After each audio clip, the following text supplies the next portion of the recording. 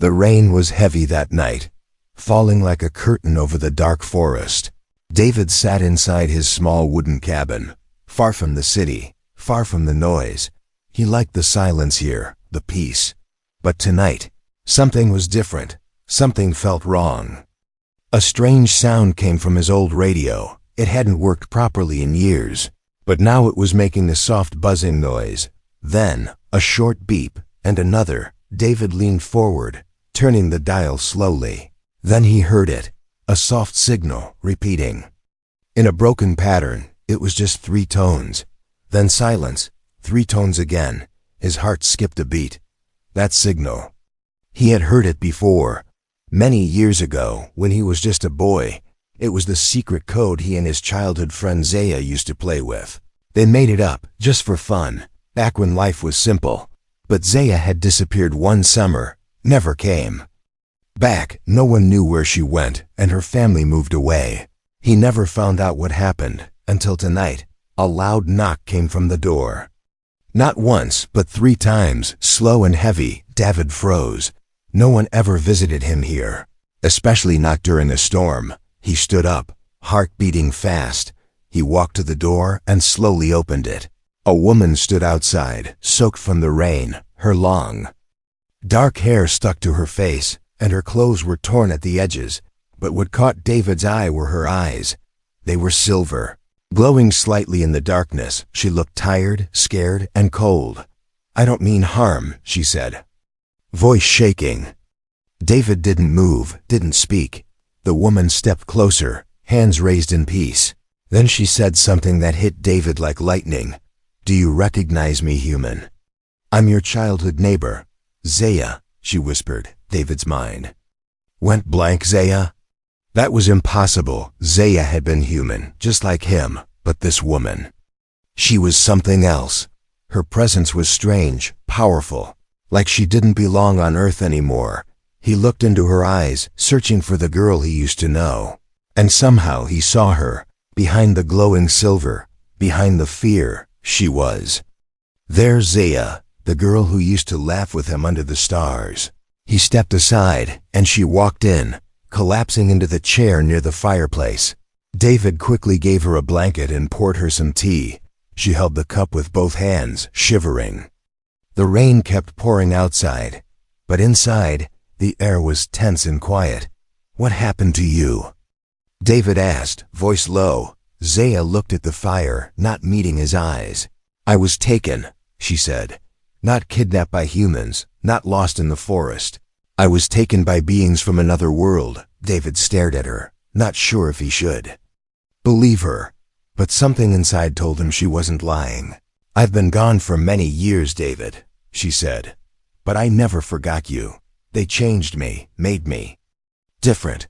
I escaped them," she whispered. "But they're coming. Who's coming?" David asked. Zaya looked up, her silver eyes glowing brighter. "They call themselves the Vraks," she said. "They hunt me because I left there. Control. They don't want me to tell you what I know." David felt a chill run down his spine. The radio beeped again, this time louder, faster. He ran to it and saw strange numbers flashing on the small screen, coordinates, and a countdown. "What is this?" he asked, turning to Zaya. "They found me," she said softly. "They're coming here." The lights flickered for a second, then a loud crack came from outside, like thunder. But it wasn't thunder. It was something else, something closer. Zaya stood up, weak but steady. "We don't have much time," she said. "I came to warn you, to ask for your help." David looked at her, still confused, still afraid, but deep inside, he knew she was the same Zaya he once knew, but also something much more, and whatever was coming. It had already begun. David stood by the door, staring out into the forest. The rain had slowed, but the wind was rising, sharp and cold. Behind him, Zaya stood quietly, wrapped in the blanket, watching the radio screen blink again and again. The countdown was still running, seconds falling away like drops in a storm. Whatever was coming, it was coming fast. David turned to her. "You said they're called the Vraks," he said. "What do they want?" Zaya looked down, her hands shaking slightly. They want control, she whispered. Of me, of Earth, of everything. They believe humans are weak, but I know the truth. She added, eyes locked with his, and that's why they fear you. David didn't know what to say. He had never seen himself as powerful. He wasn't a soldier, a leader, or a genius. He was just him. But the look in Zaya's glowing eyes told a different story. I'm not the only one who changed, she said softly. You did too. Even if you don't see it yet. Before he could ask more, the power flickered again, then shut off. Completely, darkness filled the room, except for the faint blue glow coming from Zaya's skin. Then, the sound. A sharp hum, like metal grinding through the air. It was above them, moving in circles. David ran to the window, pulling back the curtain slightly. A strange object hovered just above the tree line. It wasn't a drone, and it didn't look like any aircraft he had ever seen. It was smooth, black, and pulsing with red veins of light. Zaya took a step back, fear in her eyes. They found me, she said again, but something's wrong. I don't think they're alone either. What do you mean? David asked, but before she could answer, the radio buzzed one more time this time. With a voice, it wasn't human. The voice was cold, echoing. Like a machine trying to speak emotions it didn't understand. Return the subject, it said. Or face annihilation. Zaya grabbed David's hand. We need to leave now. They ran out into the stormy night, heading toward the back of the cabin where David's old truck was parked. Branches cracked above them as something flew low through the trees. They ducked, hiding behind a thick log. Zaya's breathing was fast but focused. David looked at her again. She wasn't just running. She was listening, scanning, sensing something he couldn't. Suddenly, she stood up. This way, she said, running into the deeper part of the forest. David followed without thinking. Some part of him still wanted to believe this was a dream, but every sound, every strange flash in the sky, told him it was all real. After 10 minutes of running, they reached an old, overgrown path. Zaya stopped and touched a tree trunk. Her fingers lit up and pressed into the bark like it was soft. A hidden door opened in the earth, revealing a tunnel below. What is this? David asked. A place I built in case I ever came back, she said.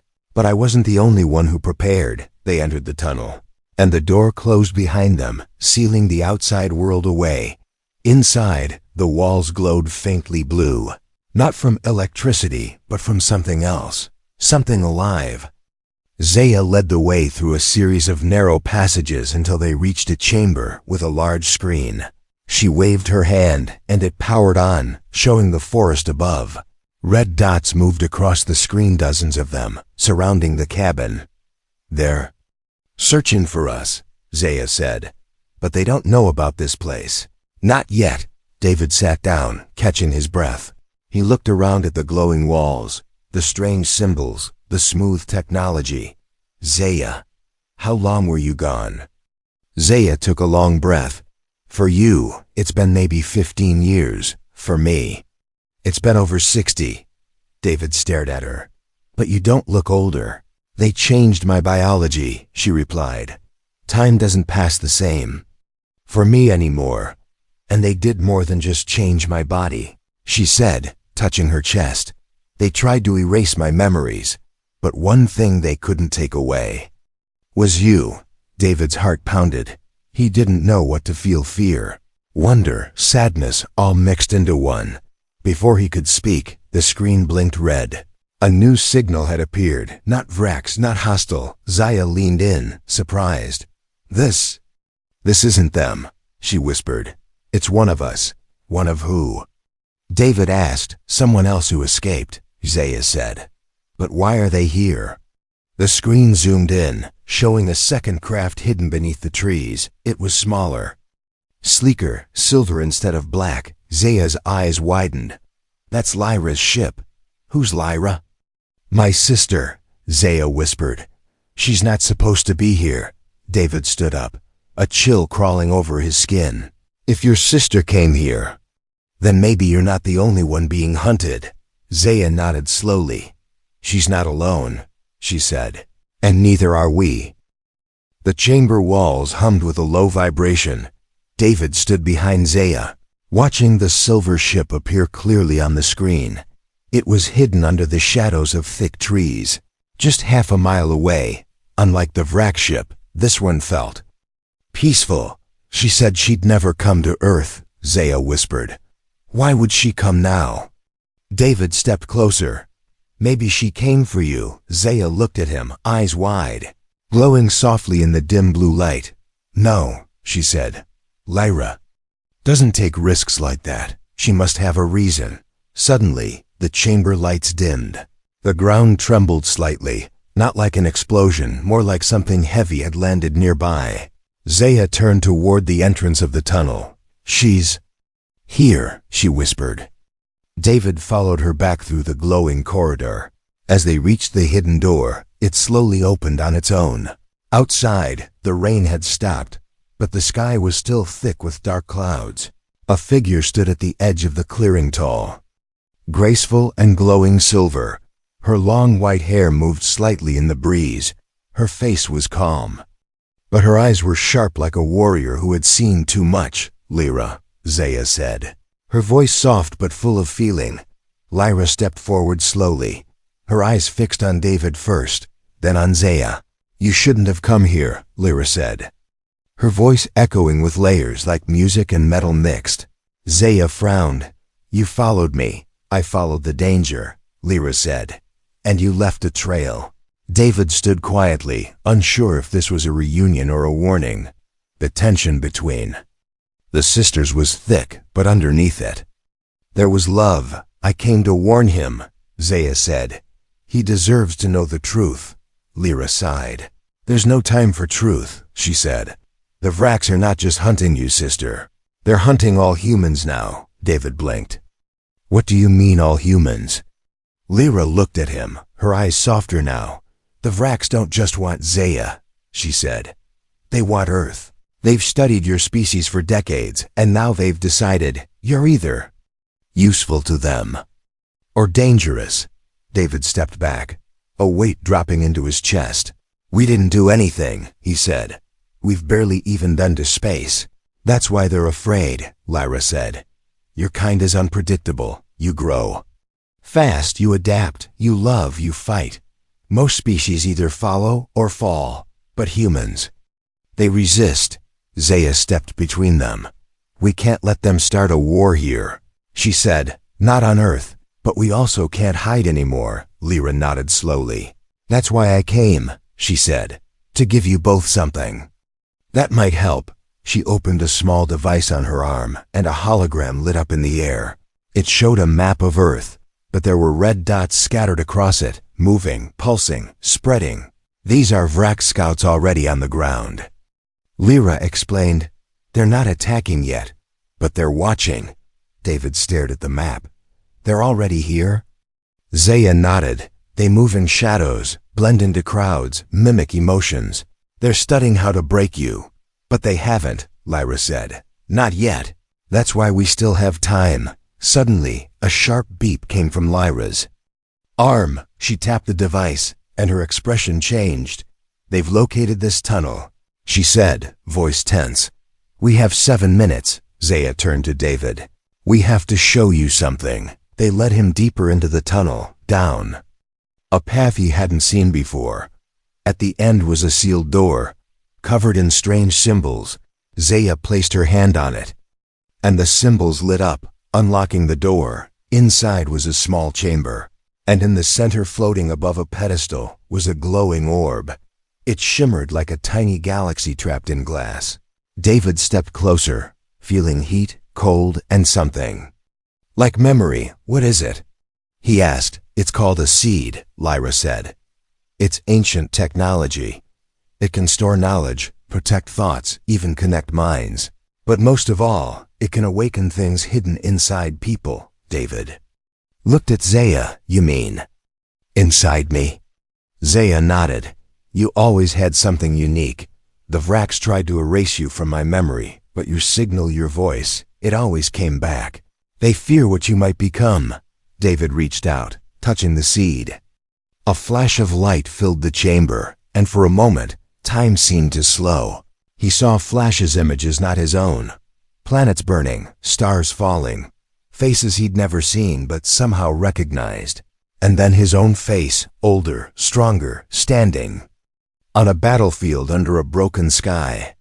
He pulled back, gasping. Zaya caught him, holding him steady.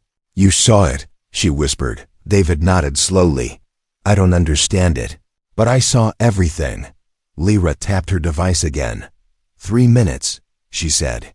"We need to move." Zaya looked at David. "You have a choice," she said. "Run or rise." David looked at the seed, still glowing softly. Then he looked at the map, Earth covered in red marks. Finally, he looked at Zaya and Lyra, two beings who had crossed galaxies for him. He took a deep breath. "I'm not running," he said. "I want to fight." Zaya smiled for the first time since she arrived. And far above them, in the sky where no one could see, a Vrax commander watched through a hidden lens.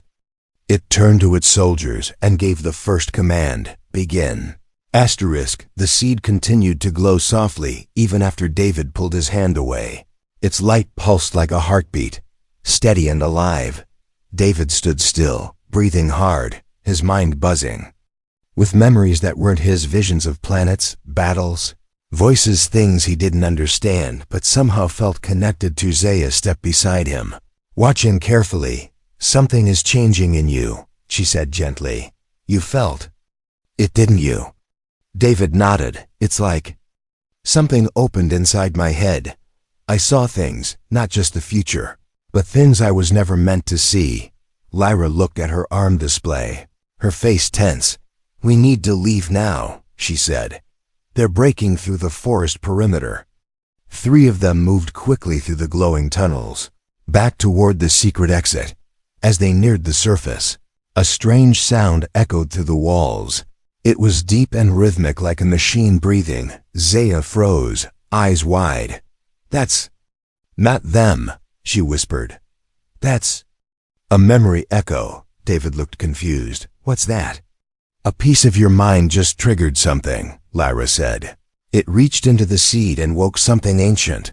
Suddenly the walls flickered, and holographic images began flashing across them. Not just memories, but warnings.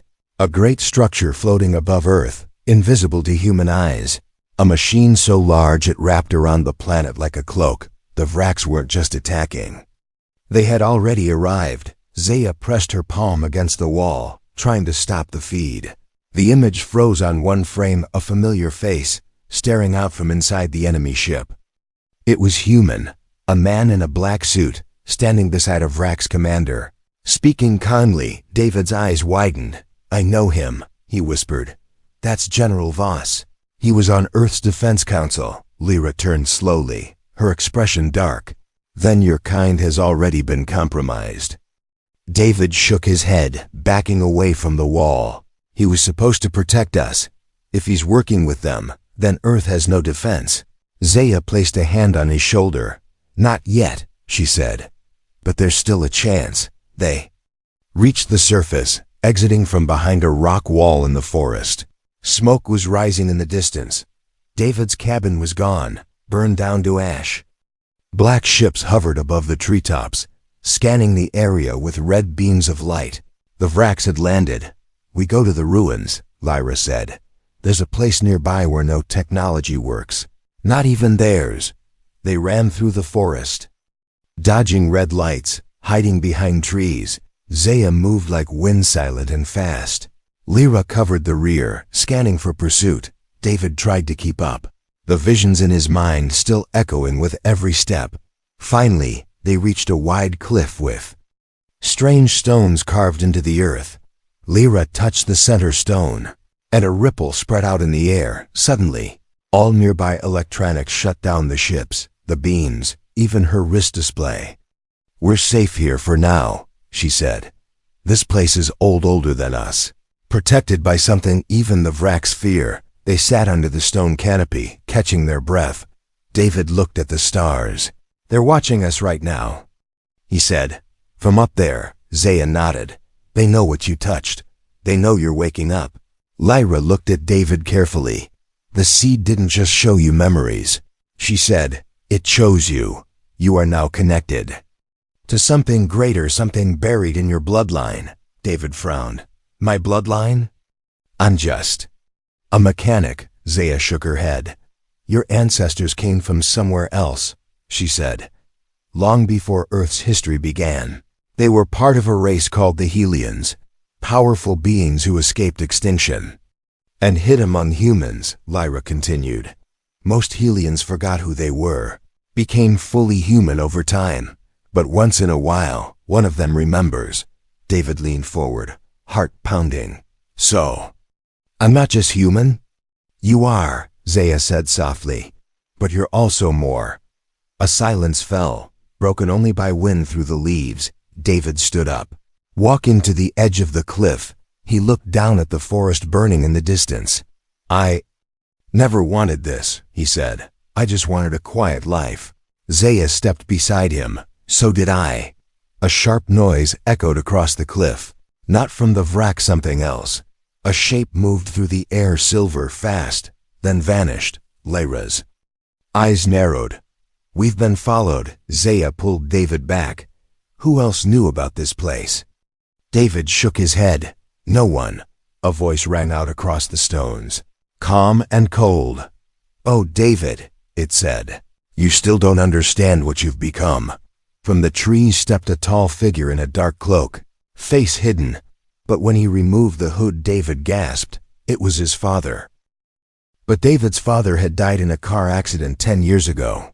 He had buried him with his own hands. Impossible, David whispered. The man smiled, eyes glowing red like the wracks. It's time you remember, son, he said. We're not so different, you and I. David froze, staring at the man standing in front of him. His heart pounded like a drum. It couldn't be. His father had died 10 years ago, buried in a cold wooden box. He remembered the funeral, the tears, the silence, but now, here he was, alive, glowing with a strange energy, and standing beside the wracks. You're not real, David whispered, stepping back. You died, the man smiled. I died for the world you knew, he said. But I was reborn for the one that's coming. Zaya stepped in front of David, her arm raised to protect him. Back away, she said sharply.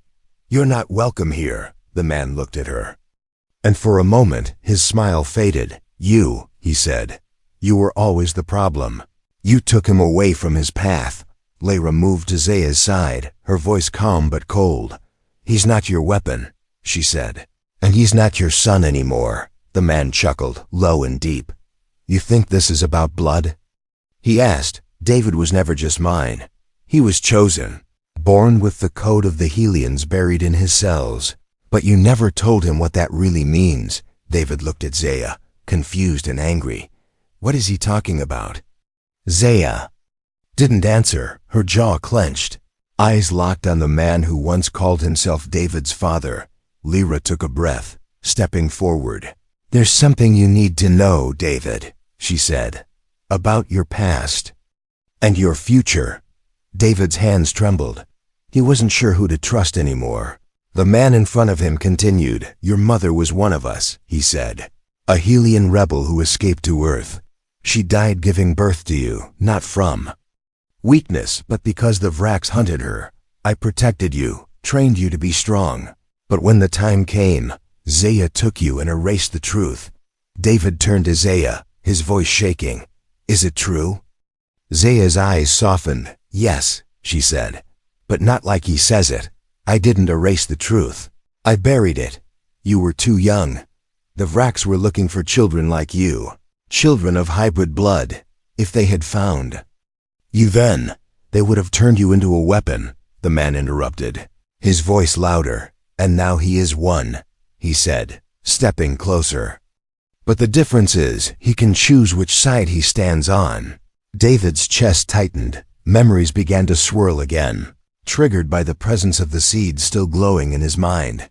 Images of his childhood, his father teaching him to fight to survive. But now those moments looked different, colder, calculated. Not love, but training. Zaya placed a hand on his arm, grounding him. You don't have to follow his path. She whispered, you're free now. But the man raised a small device and spoke one word, awaken. David's eyes turned bright white for a moment, his body locked up, and a pulse of energy exploded from his chest. The ground cracked beneath him. The trees shook and the sky rippled with light. Zaya and Lyra were thrown backward, landing hard on the stone floor. David floated 2 feet above the ground. Arms spread wide, eyes glowing like a star. A strange symbol appeared on his forehead, like a circle of ancient lines spinning together. Lyra shouted, he triggered the prime code. That device was never meant to be used, Zaya crawled toward David, ignoring the pain. David, she called out, fight it. Inside his mind, David was trapped. He was standing in a vast black space, stars floating all around him. In front of him stood 2 figures, Zaya and his father, one offering light, the other power. You were meant to lead, the father said. You were born to bring order to chaos. You were meant to live, Zaya said softly, to choose your own path. Not one forced on you. David clenched his fists. The power inside him burned like fire, but it also whispered. It wanted control. I won't be used, he shouted. I'm not your weapon. He reached deep inside, pulling the energy into his heart, sealing it. The glow faded from his eyes, and he dropped back to the ground, gasping.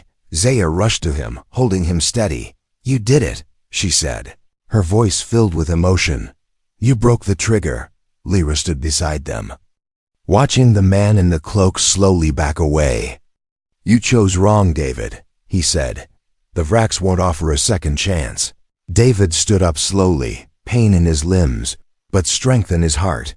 I don't need their offer, he said. I'm making my own. The man stepped into the shadows, vanishing like smoke, but before disappearing, he gave one final message. The war has begun, son, and you've just declared yourself its center. The sky rumbled again. In the distance, more ships were landing, and red lights burned through the clouds. Zaya and Lyra looked at David, the seed in his mind still pulsing like a star. Time was running out, but hope, real hope, had just been born. Asterisk.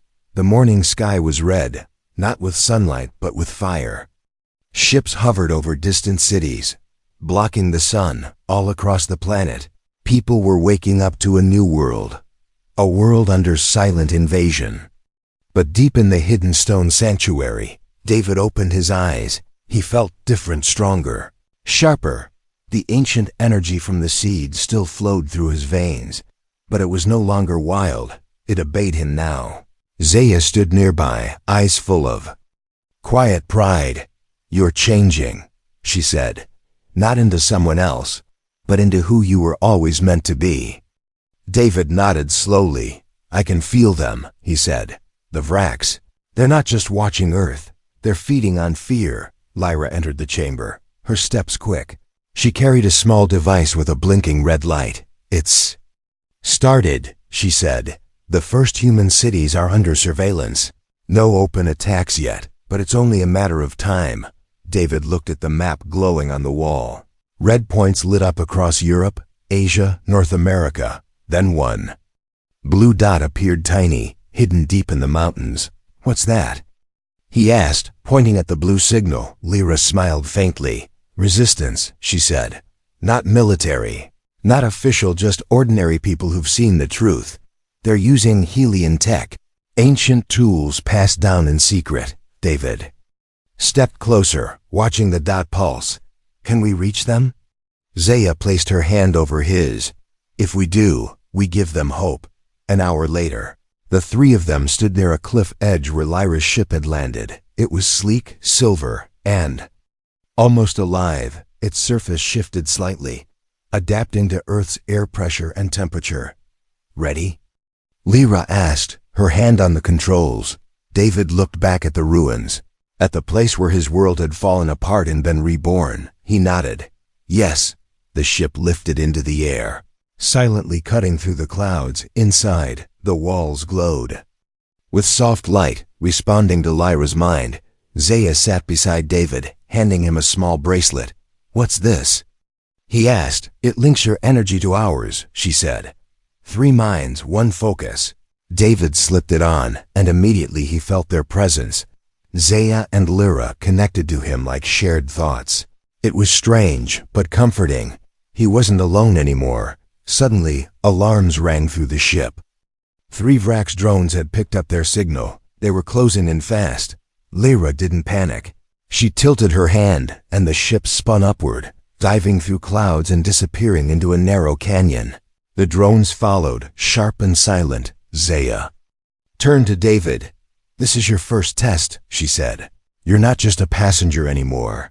David closed his eyes, feeling the pulse of the seed. The ship responded, reading his thoughts. He focused on speed, on escape, on bending the light around them. The ship shimmered and vanished, invisible. It glided between the canyon walls while the drones flew blindly past. Lyra smiled. "He's learning fast." They reached the mountains in less than an hour.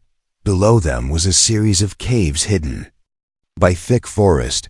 Lyra landed the ship quietly, masking its energy, inside the cave system. The resistance base was alive with whispers. People young and old stood around machines they barely understood. Some held old weapons, others fixed scanners. But all of them had the same look: tired, determined, afraid, but standing, a tall woman approached them, covered in dust and oil. Her name was Clara, the leader of this hidden group. "You're David," she said, shaking his hand. "We've heard rumors about you." David looked around at the group. "I'm not here to give speeches," he said. "I'm here to fight." Zaya stepped forward. "We can train them," she said. "We can give them tools the Vrax don't expect." Over the next hours, Lyra unpacked ancient tech small shields, cloaking bands, pulse blades, and memory stones. The resistance stared in awe. Holding the glowing devices like treasure, David moved from person to person, showing them how to use what he barely understood himself.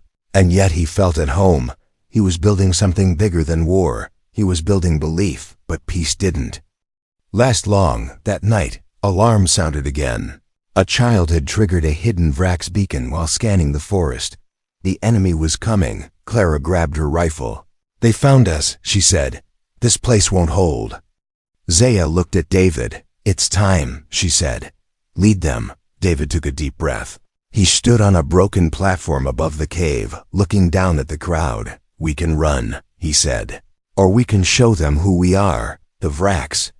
Think fear controls us, but they've never seen Earth's fire." The crowd lifted their weapons, shouting in unison, not in fear, but in unity. David turned to the dark forest, above the trees. Vrax ships were approaching fast. Their red lights painted the sky like blood. He clenched his fists. This wasn't just survival anymore. It was the start of something bigger. This was Earth's awakening. The wind roared through the forest as the Vrax ships broke through the clouds. Their black armor shimmered with red lines, glowing like veins of fire. They came without mercy, without warning. The time for silence was over, in the cave below. David stood tall, in front of the resistance. He was no longer the quiet man from the woods. He was something more, a spark, a symbol. Zaya stood beside him, her silver eyes calm but ready. Lyra adjusted her pulse blade, scanning the skies above. Clara, the human leader, loaded her rifle and nodded. "Let's give them something to remember," she said. The resistance moved out. Children, elders, farmers, ex-soldiers, none trained for war, but all ready to fight for their world. David led them into the open. Standing in a clearing under the dark sky, the ground vibrated as the first Vrax soldiers dropped from the ships. They weren't robots, but not truly alive either. Tall, armored, expressionless, they moved like machines with a hunger. A Vrax commander stepped forward, taller than the rest. Its voice echoed in the minds of everyone present. "This world belongs to the Vrax. Submit or be erased." David stepped ahead of the crowd, his voice loud, clear, and steady. "This world already belongs to someone," he said. It belongs to people who feel, who fight, who fall and get back up. It belongs to the broken and the brave. It belongs to us." He raised his hand, and the seed's energy ignited inside him. A golden light burst from his chest, not burning but alive. It moved across the field like a wave, touching every human fighter, and in that moment, something incredible happened.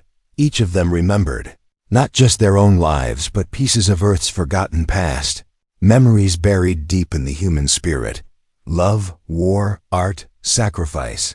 Songs sung before stars were named, the Helian bloodline. Inside David awakened the strength of millions, not by force, but by connection. The Vraks charged, but this time, they met more than resistance. They met Earth, not in machines or weapons, but in people who refused to kneel. Clara fired the first shot. Taking down a Vrak scout, Zaya moved like lightning, her blade slicing through the air with glowing arcs.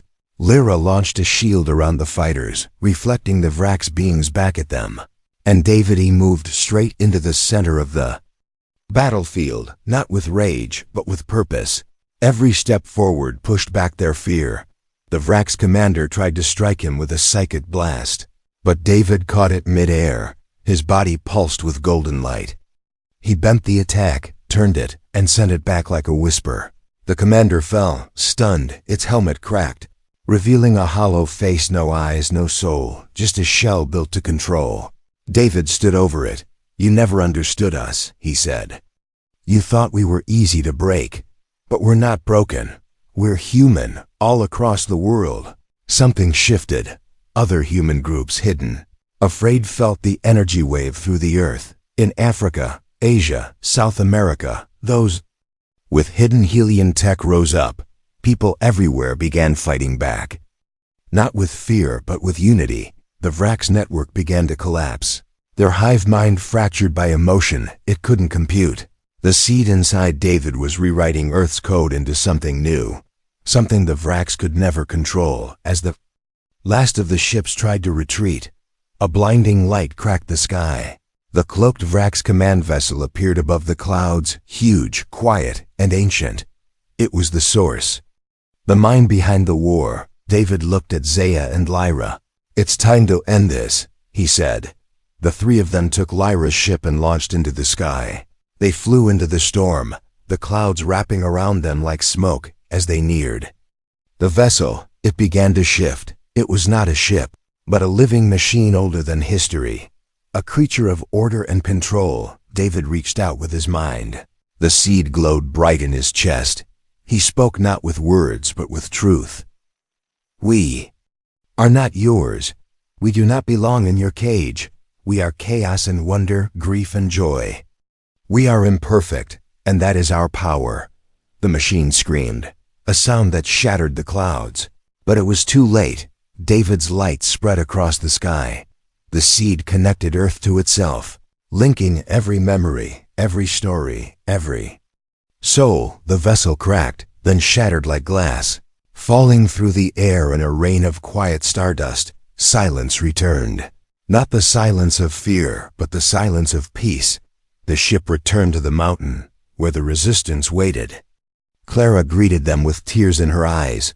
"You did it," she whispered. "No," David said, smiling at Zaya and Lyra. "We did it." The world was scarred, but alive. People would tell this story for generations, about the day humanity was almost conquered, and the day it woke up instead. Zaya stood with David under the stars, her voice soft. "You're not just part Helian anymore," she said. "You're part Earth." David nodded. "I was never chosen by the seed," he said. "I was chosen by the people I loved." And in the sky, one last star glowed brighter than the rest. A reminder that even in the darkest hour, hope had a name, and its name was human.